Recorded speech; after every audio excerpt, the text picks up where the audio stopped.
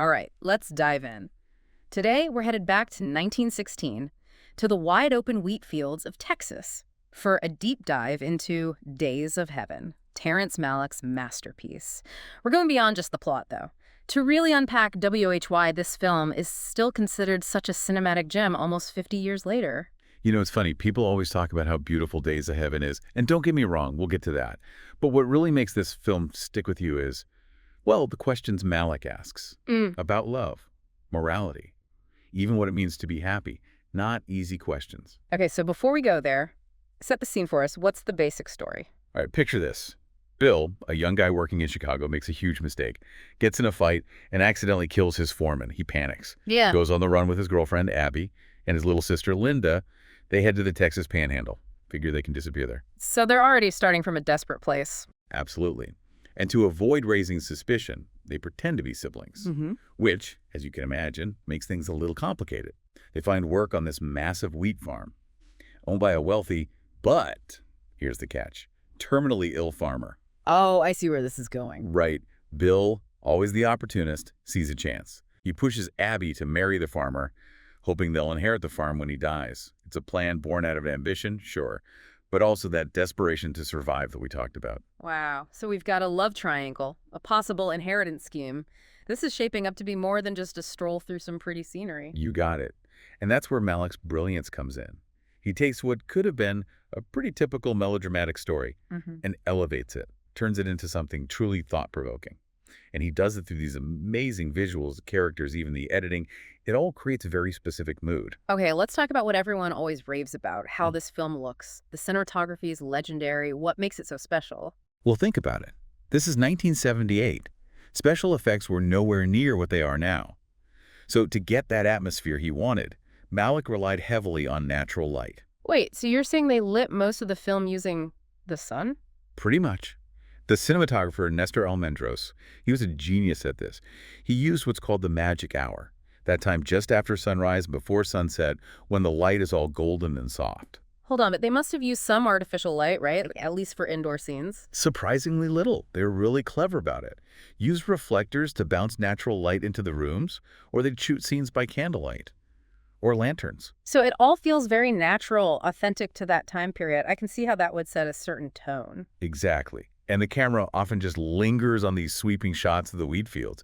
You really get a sense of that vast landscape, almost like it's another character in the film. You know, that's such a good point. It's not just about pretty scenery. It's this contrast Malick's setting up between that grand scale of nature and these small but intense human dramas playing out against it. You get it. It's that visual poetry constantly reminding you of the bigger picture. Cycles of life and death, time passing, all these themes Malick weaves into the story. And speaking of weaving things in, there's Linda's narration, the younger sister, right? Yeah, and her voiceover isn't your typical, here's what's happening narration. It's more like her thoughts, reflecting on the characters and what's happening around her, with this mix of childlike innocence, but also this strange wisdom. So it adds a whole other layer of meaning to what we're seeing on screen. Exactly. And her point of view is so interesting because she sees the adults' actions, their secrets, their desires, but doesn't fully understand them. It makes you wonder, are the adults really in control? Or are they all just caught up in something much bigger than themselves? And you know, this isn't some random choice by Malick. The guy has a background in philosophy, studied at Harvard, Oxford. He's deliberately bringing those big ideas about free will and fate, you know, the human condition, into this seemingly simple story. Oh, absolutely. The way he handles the farmer's illness, for instance. Yeah. You realize it's not just about the inheritance.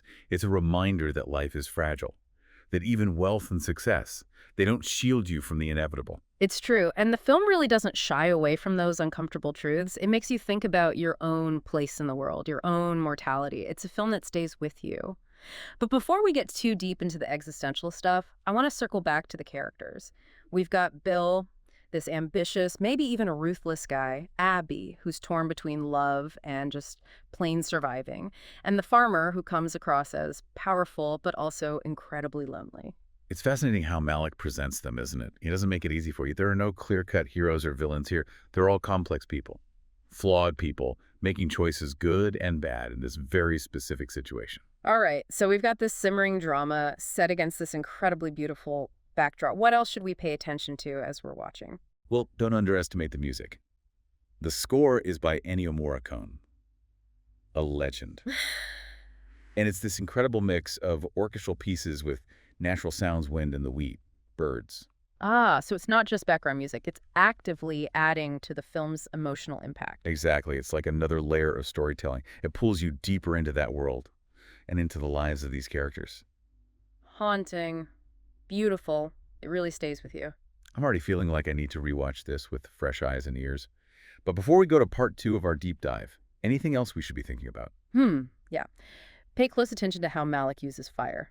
It pops up throughout the film, sometimes literally, sometimes metaphorically. It's a powerful symbol of destruction, but also renewal. Think about that in the context of the choices these characters make and what they ultimately lose or gain.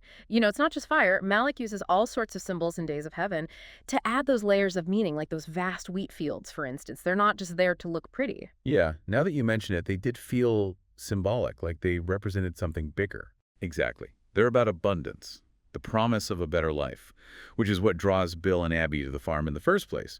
But they also represent this cycle of life and death. Oh, I see. The wheat gets planted, it grows, it's harvested, and then the cycle starts all over again, kind of like the characters' lives. They're all part of this bigger natural order. Right.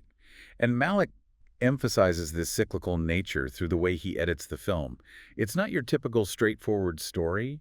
It's more like a series of impressions, moments that flow into each other, almost like a memory. Now that you say that, the editing did feel different. It wasn't always clear how one scene connected to the next. It felt almost dreamlike at times. That's a great observation. It's called elliptical editing. Malick is deliberately leaving out certain scenes, cutting between moments that seem unrelated to create this sense of, I don't know, disorientation, fragmentation. So it's not just about telling a story, it's about capturing a feeling, a moment in time. Exactly. And that fragmented style also reflects what's going on inside the characters. They're making these huge, life-altering decisions. But they're not always sure why or what the consequences will be. It's like they're being swept along by a current, by forces they can't control. And that brings us back to Linda's narration. Her voice, it's so detached, almost like she's observing from outside the situation. And that reinforces this feeling of inevitability, as if she knows how it's all going to end, no matter what choices the adults make. Which, again, goes back to those big questions Malick's exploring. Fate versus free will. Are we really in control of our own lives? Or are we all just playing out roles in some grand cosmic drama? Exactly. Malick's wrestling with that, and he's not giving us any easy answers. But by putting those human struggles against the backdrop of this vast, indifferent nature, he's definitely suggesting there's a bigger picture at play, something beyond any one person's control. And it makes you think. If we can't control the big things, what can we control? Our own choices, our reactions to what life throws at us. And that's where the title of the film comes in, right? Days of Heaven. It suggests that happiness, that feeling of paradise. It's fleeting. It can't last forever. So are you saying the film is ultimately pessimistic? That we're all doomed to suffer?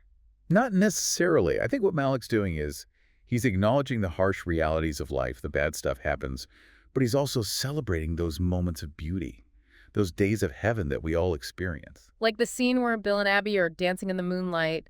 Even with all the lies and the desperation, they find this moment of pure joy. Exactly. And that's what makes the film so powerful, so poignant. It's not about finding everlasting happiness. It's about recognizing and appreciating those moments of grace when they happen. It's a reminder to savor those moments, to find beauty even when things are tough. And maybe to Yeah. find meaning in the journey itself, even if the destination is uncertain. We haven't talked much about the actors. What did you think of the performances? Oh, they're all fantastic. Richard Gere as Bill, he really captures that mix of ambition and vulnerability. Brooke Adams as Abby, you can feel her inner conflict, torn between love and survival.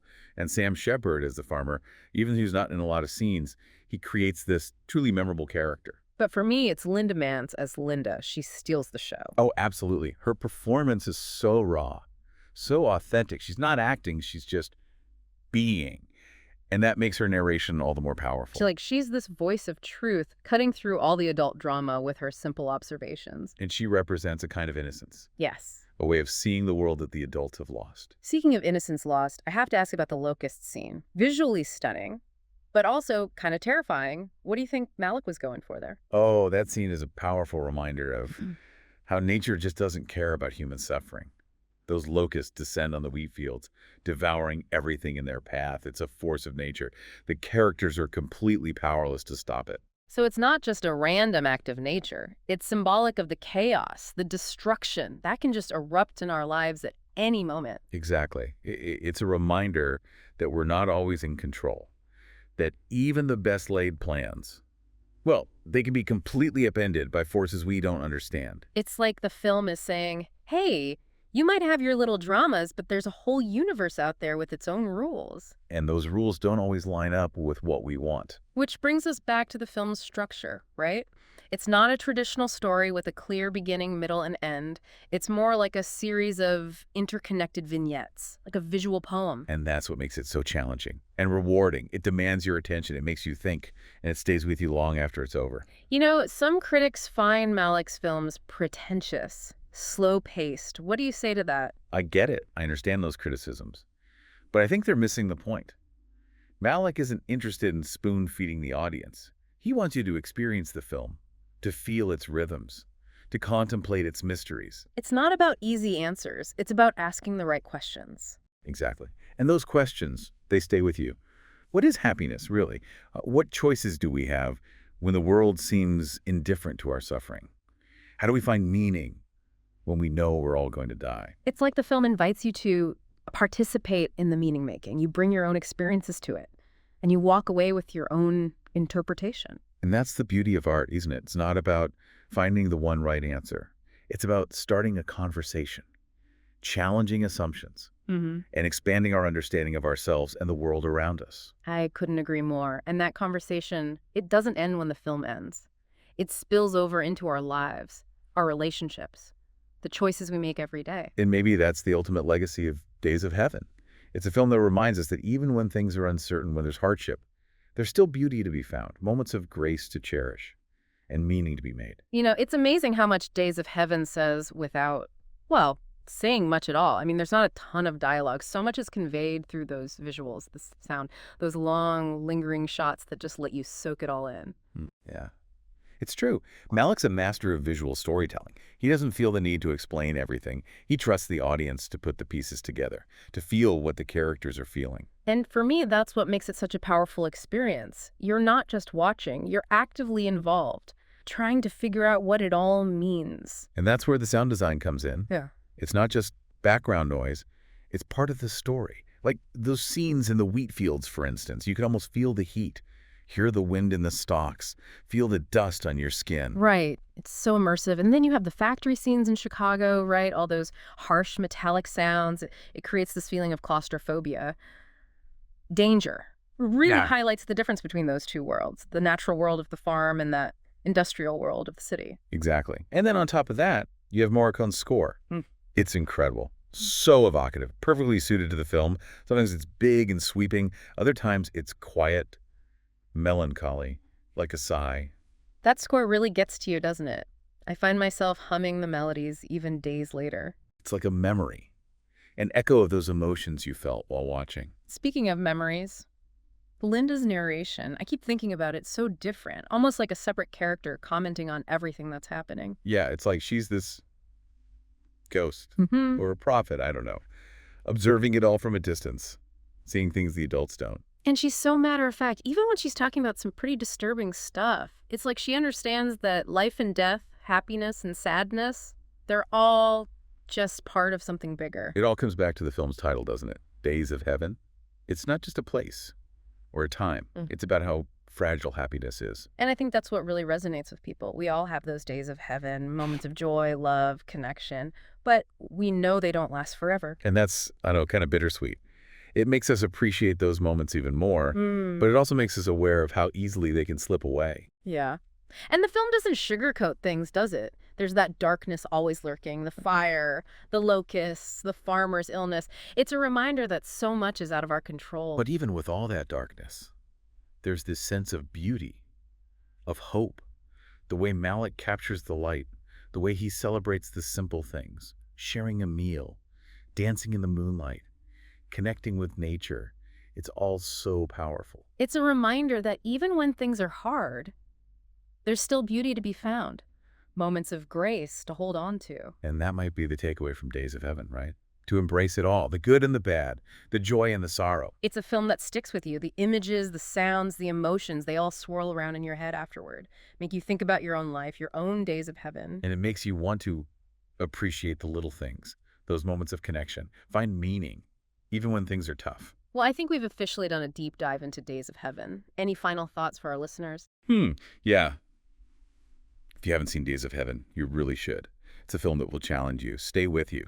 And if you have seen it, maybe this deep dive has inspired you to watch it again. With fresh eyes, take in those incredible visuals, hear those haunting melodies, and experience that blend of beauty and sorrow and hope that Malick captures so well. Well said. And before we go, I want to leave you with this. As you go about your day, your week, notice those moments that feel like your own days of heaven, those moments of simple joy, deep connection, peace.